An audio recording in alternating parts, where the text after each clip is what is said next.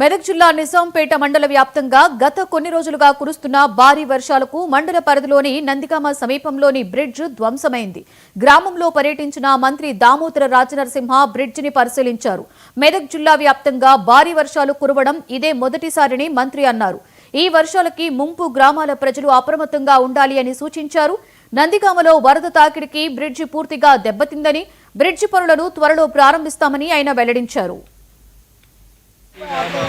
గ్రామము ఈ వాగు ప్రవహిస్తున్నది హైవే, ఇది మన సిద్దిపేట మెదక్ హైవే. ఇక్కడ బ్రిడ్జ్ డ్యామేజ్ అయింది. ప్రజలకు ఎక్కడ కూడా ప్రాణహాని నష్టం జరగకుండా డిజాస్టర్ ఫోర్సే కానీ, పోలీస్ యంత్రాంగమే కానీ,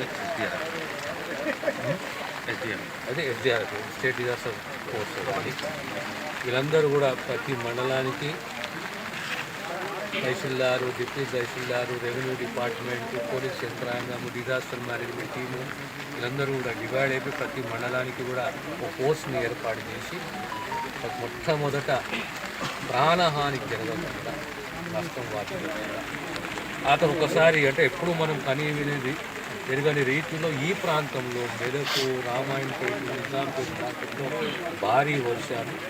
ఈ వర్షాలు తగ్గిన తర్వాత పంట నష్టమే కానీ లేదా ఇల్లుకు కూలిన ఇల్లే కానీ అదే వారికి నష్టపరిహారం చెల్లించాలి అనే ఒక రిపోర్టు మీద ప్రభుత్వం ఖచ్చితంగా చర్యలు తీసుకుంటుంది.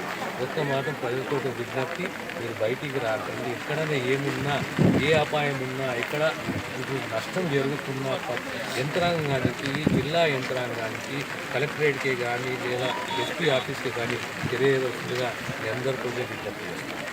ఎక్కడైనా ఇల్లు ఊడిపోయినా, పాక్షికంగా నష్టపోయినా ప్రభుత్వం బాధ్యత తీసుకుంటుంది.